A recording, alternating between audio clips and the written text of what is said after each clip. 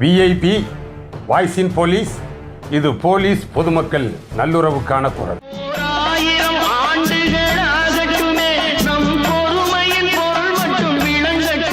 அனைவருக்கும் வாய்ஸ் இன் போலீஸ் உங்கள் விஐபியின் வணக்கங்கள்.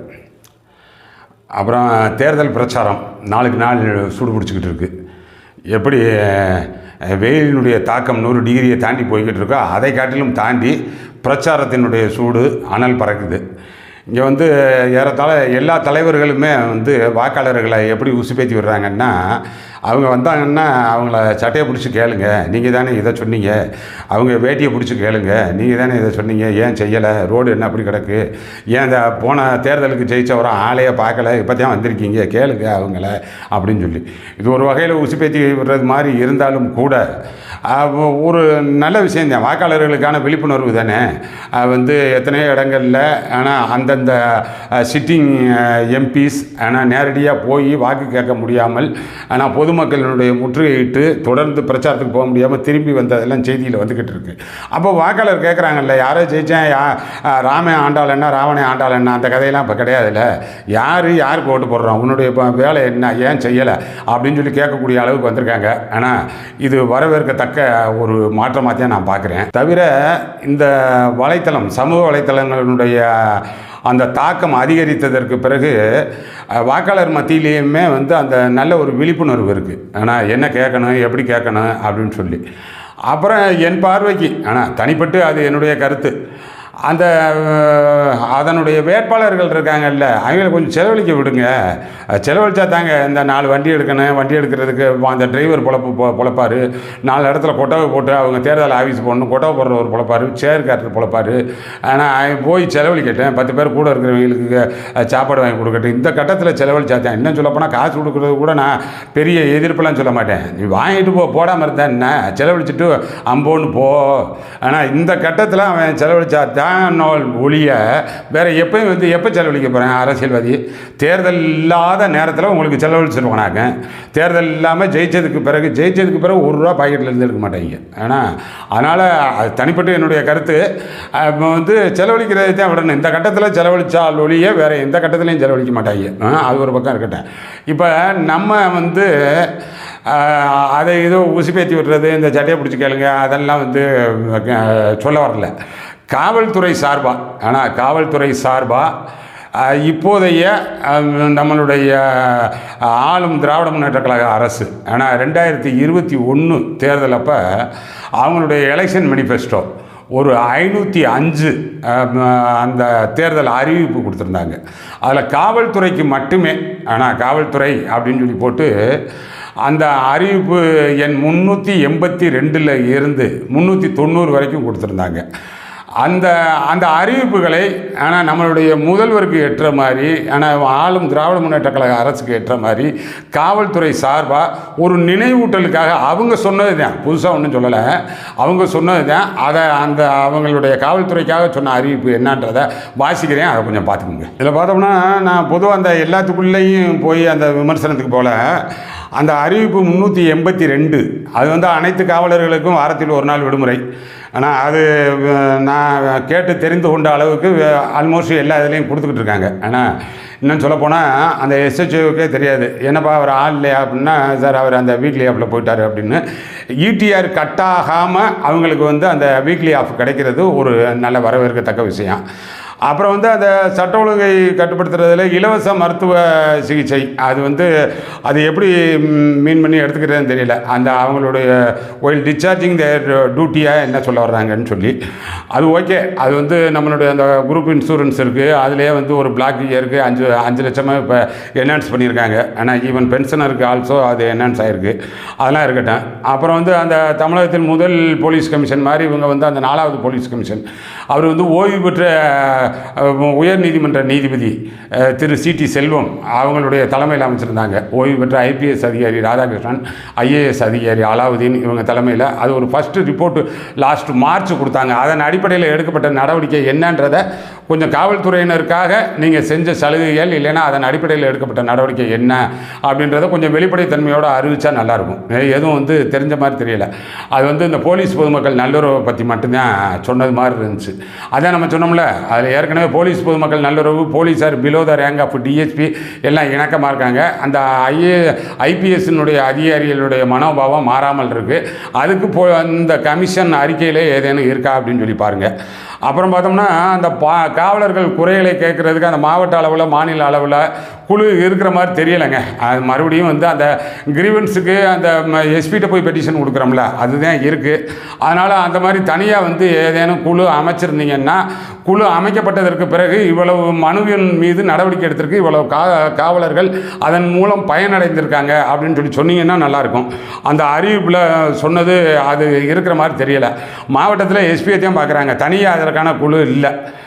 அப்புறம் வந்து காவலர்களுக்கு விதிக்கப்பட்டுள்ள துறை ரீதியான சிறு தண்டனைகள் அனைத்து ரத்து செய்யப்படுவதுடன், இது ரொம்ப ரொம்ப ரொம்ப முக்கியத்துவம் வாய்ந்தது, சிறு தண்டனைகள் அனைத்தும் ரத்து செய்யப்படுவதுடன் அவர்கள் உரிய காலத்தில் பதவி உயர்கள் பெற வழிவகுக்கப்படும் அப்படின்றது. இதை மட்டும் தயவு செய்து முதல்வர் கவனத்துக்கு கொண்டு போங்க. ஆனால் அந்த சிறு தண்டனை, ஆனால் டோட்டலாக இருக்கக்கூடியதில் அந்த டிபிஓ, சிபிஓ, ஈவன் சீஃப் ஆஃபீஸில் இருக்கக்கூடிய அந்த பிஆர் செக்ஷன் பார்க்கக்கூடியவர்களுக்கே எது வந்து மைனர் பனிஷ்மெண்ட்டு, எது மேஜர் பனிஷ்மெண்ட் அப்படின்றதே தெரியல. அதனால் எதனாலும் போட்டு அலைக்கழிப்பு தான் பண்ணுறாங்க. ஆனால் சிறு தண்டனைனா எதை சொல்ல வர்றீங்க? முதல்ல வந்து எது மேஜர் பனிஷ்மெண்ட்டு அப்படின்னு சொல்லி சொன்னோம்னா அது தெரிஞ்சுன்னா தான் உங்களுக்கு மைனர் பனிஷ்மெண்ட் தெரியும். உங்களுக்கு பிஎஸ்ஓலையும் சரி, அந்த காவலர் நடத்தை விதிகள் அதில் கொடுத்துருக்கக்கூடியது மேஜர் பனிஷ்மெண்ட்டே வந்து ஃபஸ்ட்டு வந்து டிஸ்மிஸ்டு ஃப்ரம் சர்வீஸ், ஆனால் ரெண்டாவது வந்து ரிமூவ்டு ஃப்ரம் சர்வீஸ், மூணாவது வந்து ரேங்க் ரிடக்ஷன். அவ்வளோதான். இது 3 தாங்க மேஜர் பனிஷ்மெண்ட். மற்றது எதுவும் இல்லாமல் இருந்துச்சுன்னா நீங்கள் நல்லா பாருங்கள், இது 3 தான் 3Bக்கான பனிஷ்மெண்ட்டாக கொடுத்துருப்பாங்க. ஏன்னா மற்றது எல்லாமே 3A தான். Black mark up to head constable வரைக்கும். ஏன்னா அப்புறம் எஸ்ஐ அண்ட் எபோவ் வரையில் பிளாக் மார்க் வராது. அவங்களுக்கு வந்து ரெப்ரிமெண்ட்டு இல்லைன்னா சென்சூர். ஏன்னா அது வந்து டெஃபர்டு கன்ஃபர்டு அப்படின்வாங்க. அது வந்து பெரும்பாலும் ரெப்ரிமெண்ட்டு சென்சூர்லாம் ஒரு ரொம்ப ரொம்ப மைனர் பனிஷ்மெண்ட்டு. அது ஒரு பனிஷ்மெண்ட்டே கிடையாது. அதுக்கு அடுத்து பார்த்தோம்னா அந்த போஸ்ட்போன்மெண்ட் ஆஃப் இன்க்ரிமெண்ட். ஆனால் அது வந்து வித்து குமுலேட்டிவ் வித்தவுட் குமுலேட்டிவ்னு வாங்க. ஆனால் திரள் விளைவுடன் கூடியது திரள் விளைவின்றி அப்படின்னு சொல்லியிருக்கோம். ஆனால் இதுதான் வந்து அதில் இருக்கக்கூடிய மானிட்டரி லாஸ் ஏற்படுத்தக்கூடிய இது. அப்புறம் அதிலே 5வது பனிஷ்மெண்ட் என்னன்னா 15 days ஸ்பெசிஃபிக் சஸ்பென்ஷன் அப்படின்வாங்க. இது எல்லாமே 15 days ஸ்பெசிஃபிக் சஸ்பென்ஷன் அப்படின்னும் போது அந்த 15 நாட்களுக்கான அவருக்கு ஊதியம் கிடைக்காது, அவருக்கான சம்பளம் கிடைக்காது. அப்புறம் ஒரு சில அவர்களுடைய பேட்சில் வந்து அவர் பிலோவுக்கு போயிடுவார். ஏன்னா அவர் அந்த அடுத்த கட்ட ப்ரமோஷன் அது இதுக்கு போகல, பிலோவுக்கு போயிடுவார். இதுதான் அந்த 3Aக்கான இது.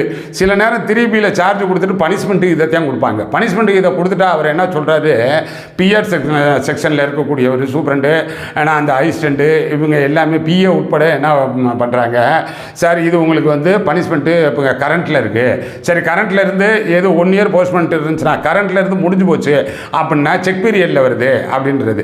இன்னும் பனிஷ்மெண்ட்டே கொடுக்கல, இல்லைன்னா சார்ஜ் மெமோவே கொடுக்கல, காண்டம்லேஷனில் இருக்குது அப்படின்றது. ப்ரமோஷன் பேனலுக்கு போகிறது இல்லை. இப்போ இதில் ரொம்ப தெளிவாக கொடுத்துருக்கக்கூடிய அந்த இது பார்த்துக்குங்க. காவலர்களுக்கு விதிக்கப்பட்டுள்ள 386 ஆனால் அவர்களுடைய எலெக்ஷன் மேனிஃபெஸ்டோவில் கொடுத்துருக்கக்கூடியது இது ரொம்ப ரொம்ப முக்கியத்துவம் வாய்ந்தது. காவலர்களுக்கான ரொம்ப இதனால் பாதிக்கப்பட்ட காவலர்கள் எல்லா நிலையிலும் இருக்காங்க, ஈவன் டிஹெச்பி லெவலில் இருக்காங்க. ஆனால் இது அவர்களுக்கு எது மேஜர் பனிஷ்மெண்ட்டு எது மைனர் பனிஷ்மெண்ட்டுன்னு சொல்லி செக்ஷனில் இருக்கிறவங்களுக்கு தெரியல. தயவுசெய்து சீஃப் ஆஃபீஸ் மூலமாக டிஜிபி ஆஃபீஸ் மூலமாக முதல்ல ஒரு கைட்லைன்ஸ் எல்லாருக்கும் கொடுங்க. அந்த கைட்லைன்ஸில் சொல்லப்பட்டிருக்கக்கூடிய விவரங்கள் வந்து கடைநிலை காவலர் வரைக்கும் தெரியக்கூடிய அளவுக்கு அதை வெளிப்படுத்துங்க. அப்புறம் அதில் என்னென்னா காவலர்களுக்கு வழங்கப்படும் மருத்துவப்படி இடர்காலப்படி உள்ளிட்ட சலுகைகள் உயர்த்தி வழங்கப்படும். என்ன உயர்த்தி வழங்குறீங்களோ அதை வழங்கிடுங்க. அது ஒன்றும் பெருசாக சொன்னது மாதிரி சொல்லியிருக்கீங்க. ஆனால் இந்த இப்போ கூட சீருடை படி அது வந்து ஒரு 4500 கொடுத்தீங்கல்ல, அது மாதிரி வந்து அதை உயர்த்தி வழங்குறதுக்கான நடவடிக்கை எடுங்க.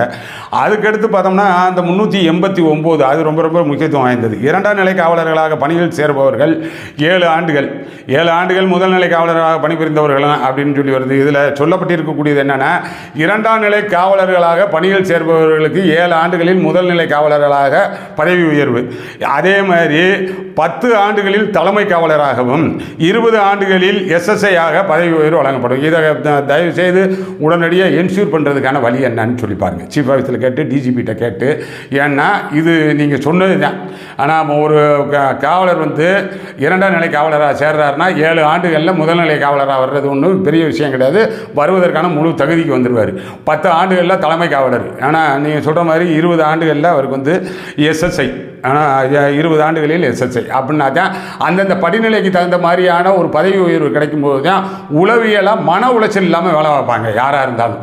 அது கொடுக்கணும்னு சொன்னீங்க, அது கொடுத்த மாதிரி தெரியலை. இப்படி பார்த்தோம்னா அப்புறம் அதில் இருக்கக்கூடிய அறிவிப்பு 390. ஆனால் அது வந்து இந்த காவல்துறையினருக்கு பல வகையிலும் உதவி புரிக்கக்கூடிய அந்த ஊர்காவல் படையினர் பற்றி ஒரே ஒரு இது மட்டும் சொல்லியிருப்பீங்க 390. அது என்னென்னா, நலன் காக்கும் நோக்கில் அவர்களது பணி நாட்கள் உயர்த்தப்படும். அப்படிலாம் உயர்த்தலை. ஆனால் அதாவது 550 ரூபாயோ என்னமோ 540 ரூபாயோ ஏற்றினதுக்கு பிறகு அவங்களுக்கு 2500 ரூபா தான் சம்பளம் கிடைக்கக்கூடிய அளவுக்கு இருக்குது. ஆனால் அவர்கள் வந்து காவலர் அங்காடியில் பொருள் வாங்கிக்கலாம் அப்படின்னு சொல்லி ஒன்று சொல்லியிருந்தீங்க. அது இதில் சொல்லப்படாத விஷயம், நல்ல வரவேற்கக்கூடியது தான். பட் அந்த காவலர் அங்காடியில் வாங்கக்கூடிய அளவுக்கு அவங்களுக்கு சம்பளம் பணம் வேணும்ல, அதில் வந்து வாங்கிக்கோங்க, இதில் வந்து வாங்கிக்கோங்க அப்படின்னு சொல்லி சொன்னீங்கன்னா, இப்போ திடீர்னு நீங்கள் வந்து சலுகை அடிப்படையில் ஆனால் இப்போ ஃப்ளைட்டில் போய்க்கலாம் அப்படின்னா காசு இருந்தால் தானே ஃப்ளைட்டில் போய்க்கிடுவேன். 50% தள்ளுபடி ஃப்ளைட்டில் போய்க்கலாம் அப்படின்னா ஃப்ளைட்டில் போகிற காசு அது மாதிரி தான் அது. ஆனால் அந்த ஊர்காவல் படையினருக்கு வந்து அவர்களுக்கு மாதாந்திர ஊழியம் எத்தனையோ வருடக்கணக்காக இதுக்காகவே டெடிக்கேட்டடாக இருக்காங்க. ஆனால் அதனால் அவர்களுடைய நலன் காக்கக்கூடிய அளவுக்கு அவர்களை நிரந்தரப்படுத்தினீங்கன்னா தான் அதில் சரியாக வரும். ஒரு 16,000 பேர் வரைக்குமே என்னமோ இருக்காங்க. அப்புறம் அதனுடைய எண்ணிக்கையை அது அதிகப்படுத்த போகிறதா சொல்லியிருந்தீங்க. அந்த மாதிரி எண்ணிக்கை அதிகப்படுத்தப்படலை. அதனால் இது இந்த ஒரு 9 கோரிக்கை நினைவுபடுத்தப்பட வேண்டிய ஒரு கட்டாயத்தில் இருக்கான். ஆனால் காவல்துறையினருக்காக சொன்னது. ஆனால் இந்த அரசாங்கம் வந்து நாங்கள் சொன்னதில் 90% செஞ்சுட்டோம் அப்படின்னு சொல்லி சொன்னீங்க. இந்த காவல்துறையினருக்கு சொல்லப்பட்ட கோரிக்கைகளை எதுவும் செஞ்சது மாதிரி தெரியலை. செஞ்சுருந்தால் வெளிப்படையாக சொல்லுங்கள். அதான் சொல்கிறேன்ல, வாராந்திரமாக அந்த ஓய்வு எடுத்துக்கிட்டு இருக்காங்க. எனக்கு நல்லா தெரியும். அப்புறம் மானிட்டரியாக வந்து பெருசாக பலன் கிடைச்சது மாதிரி இல்லை. சொல்லாததையும் செஞ்சுருக்கு இந்த அரசு. ஆனால் யாருக்கு இந்த மகளிருக்கு இலவச பஸ் பாஸ்லாம் போகிறீங்கல்ல, பஸ்ஸு பிரயாணம் பண்ணுறாங்கல்ல, அதெல்லாம் சொல்லாதது. இந்த 505 அறிவிப்பில் வராதது தான். அது மாதிரி நீங்கள் வந்து காவல்துறையினருக்கு சொல்லாத செய்யணும்னு கூட எதிர்பார்க்கல. கொஞ்சம் சொன்னதை செய்யுங்க. அப்புறம் அடுத்து வரக்கூடிய தேர்தல் நேரத்துலலாம் இந்த அடிப்படையாக 2ஆம் நிலை காவலருக்கு இருக்கக்கூடிய அந்த அடிப்படை சம்பளம் 17,200 இருக்குல்ல, அதெல்லாம் என்ஹான்ஸ் பண்ணுங்கள். நீங்கள் டெல்லி போலீஸ் விசாரிங்க, மற்ற அதர் ஸ்டேட் விசாரிங்க, ஆந்திரா கர்நாடகா விசாரிங்க. ஏன் வந்து சென்ட்ரல் ரிசர்வ் போலீஸ் என்னவா இருக்குல்ல, அவங்களுடைய பாராமிலிட்ரி ஃபோர்ஸ் இருக்குல்ல, அதில் 2ஆம் நிலை காவலர் எவ்வளோன்னு சொல்லி கேளுங்க. எல்லாம் 21,000 தாண்டி இருக்கும். அந்த இதுக்கு ஆன் பேர் வித்து வைங்க. எனக்கு தெரிய இங்கே இருக்கக்கூடிய தமிழ்நாட்டில் வந்து செகண்டரி கிரேடு டீச்சர்ஸ் வந்து அந்த செகண்ட் கிரேட் நம்ம கிரேட் 2 போலீஸுக்கு ஈக்குவலாக வாங்கிட்டு இருந்தாங்க. 2 செகண்டரி கிரேட் டீச்சர்ஸ் அளவுக்கான சம்பளம் தான் கிரேட் 2 போலீஸினுடைய அடிப்படை சம்பளமாக இருந்துச்சு. அந்த டீச்சர்ஸ் அசோசியேஷன்லாம் இருக்குல்ல, அவங்களுடைய ஆசிரியர் கூட்டணி, அந்த தொடக்கப்பள்ளி ஆசிரியர் கூட்டணி, அப்புறம் வந்து கூட்டமைப்பு, மாநில கூட்டமைப்பு, இந்த மாதிரிலாம் இருக்குல்ல, அவங்களாம் போய் அந்தந்த கன்சர்ன் அமைச்சரை பார்த்து சால்வை பொத்தி அதனுடைய உயர் அதிகாரிகளை பார்த்து கோரிக்கை மனு நீட்டி அப்படி இப்படின்னு சொல்லி அவர்கள் வந்து அந்த பே நல்லாவே ஹைக் ஆகி இப்போ எஸ்ஐ அளவுக்கு இருக்கும்னு நினைக்கிறேன். ஆனால் இந்த காவலர்களை பொறுத்த வரைக்கும் யாரும் எந்த பே ரைஸ் பண்ணுறதுக்கு தனிப்பட்டு நீங்கள் தான் யாராச்சும் தனிப்பட்ட முறையில் போய் பார்க்க முடியுமா? யாராச்சும் அமைச்சரை பார்த்தா திரும்பி சார்ஜ் கொடுத்துட மாட்டீங்களா? அதனால் இதெல்லாம் முதல்வர் நேரடியாக கையில் வச்சுருக்கக்கூடிய துறை, முதல்வருடைய நேரடி கவனத்துக்கு கொண்டு போகிறோம் அவர் சொன்ன இதுக்கு. அதனால் இப்போதைக்கு இந்த அவர்கள் சொன்ன கோரிக்கையை இப்போதைக்கு நிறைவேற்றட்டால் அதுக்கு அடுத்து வந்து அந்த on par with central government police அந்த பேக்கு கொண்டு வாங்க. அடுத்தடுத்த நல்ல பதிவுகளில் பார்ப்போம். வணக்கம்.